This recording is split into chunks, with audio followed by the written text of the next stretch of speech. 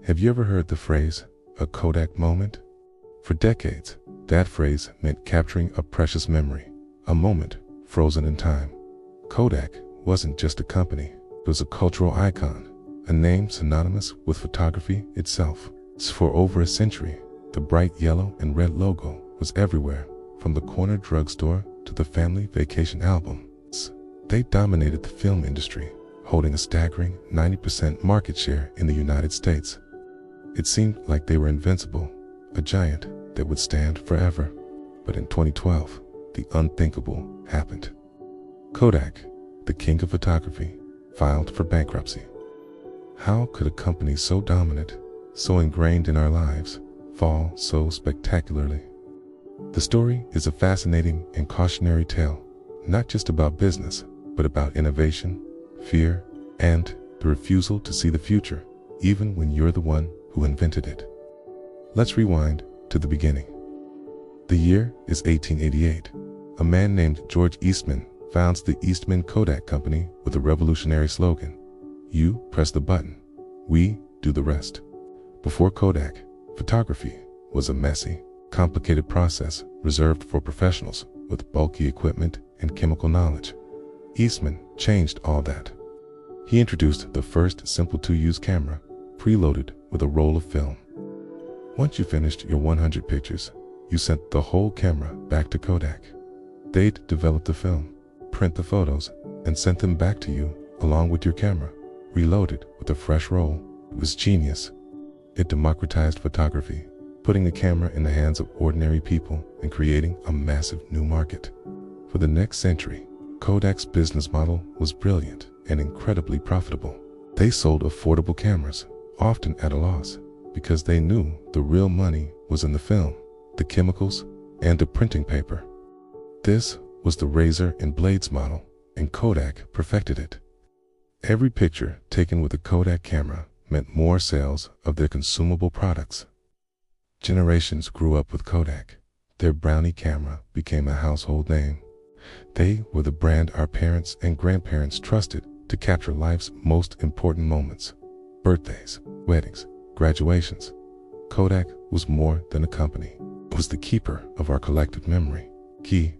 They were innovative, constantly improving film quality, introducing color film, and making photography more accessible and vibrant. Their research and development labs were legendary, filled with some of the brightest minds in chemistry and engineering. Throughout the 20th century, if you were thinking about pictures, you were thinking about Kodak. But deep within those legendary R&D labs, a seed was planted that would eventually grow to topple the entire empire. In 1975, a young Kodak engineer named Steve Sasson created something that would change the world. Using a new type of electronic sensor called a charge-coupled device, or CCD, he built a strange-looking device. It was about the size of a toaster, weighed 8 pounds, and took a full 23 seconds to capture a single, grainy, black and white image on a cassette tape. That invention was the world's first digital camera. Sasson and his team were excited. They presented their creation to Kodak's senior executives. They showed them how this filmless photography worked. And what was the reaction from the leaders of the world's biggest photography company? It wasn't excitement. It was fear and dismissal. One executive reportedly said, "That's cute, but don't tell anyone about it." Why? Because Kodak's entire business, their entire multi-billion-dollar empire, was built on film. Digital photography didn't need film, okay? It didn't need processing. It didn't need printing paper, okay? It threatened the very core of their profitable razor and blades model, okay? The executives saw Sasson's invention not as the future, but as a direct threat to their present, okay? They couldn't imagine a world without film, a world where their main source of revenue would simply disappear. So, they made a fateful decision. They buried it. They patented the technology, of course, to block competitors' polls, but they had no intention of developing it themselves. They were convinced that digital quality would never match film, and that no one would want to look at their pictures on a television screen. They were trapped by what's now called the innovator's dilemma. They were so successful with their current business model, that they were unwilling to disrupt it, even with their own technology. For the next 2 decades, Kodak continued to focus on its film business, treating digital as a side project, a curiosity.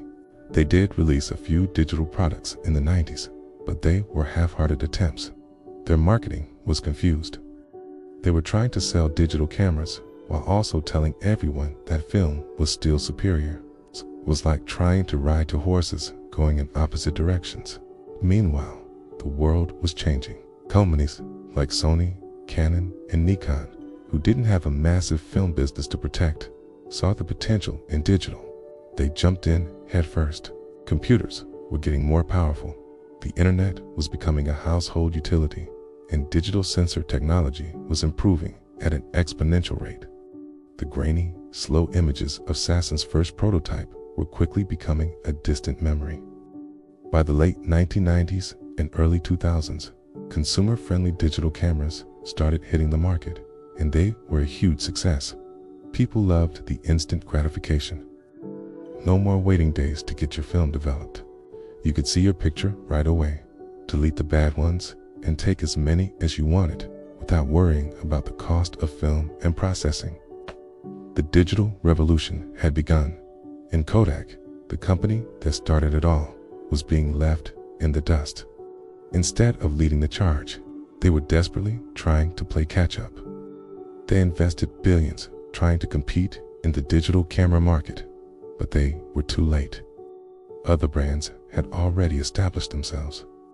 The final blow came from a direction Kodak didn't even see coming: the smartphone.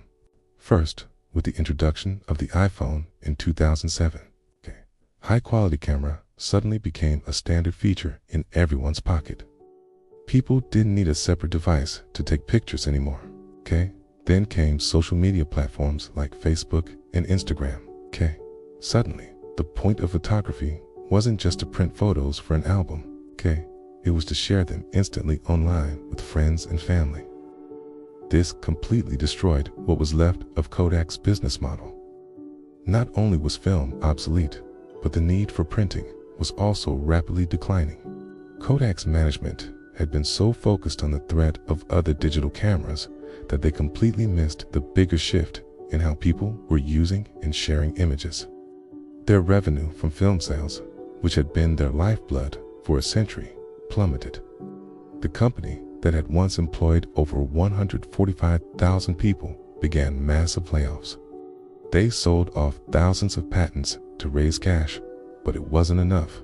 The decline was swift and brutal. In January 2012, the Eastman Kodak Company, a true American giant, filed for Chapter 11 bankruptcy. The Kodak moment was over. So what's the lesson here? The story of Kodak is a powerful reminder that no company is too big to fail. Their downfall wasn't caused by a lack of innovation.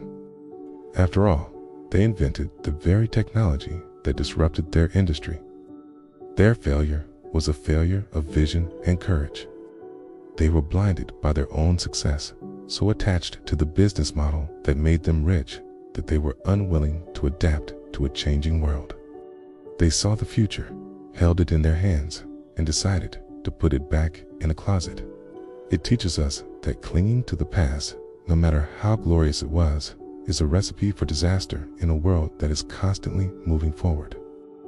The future doesn't wait for anyone, not even for the giants who helped create it. Today, a much smaller Kodak has emerged from bankruptcy, focusing on commercial printing and other business services. But the iconic brand that once defined photography for the entire world is now a shadow of its former self. A ghost that serves as a constant warning to every business and every leader: innovate or evaporate. Thank you so much for watching. If you found this story as fascinating as I do, please hit that like button and subscribe for more deep dives into the stories that shaped our world. See you next time.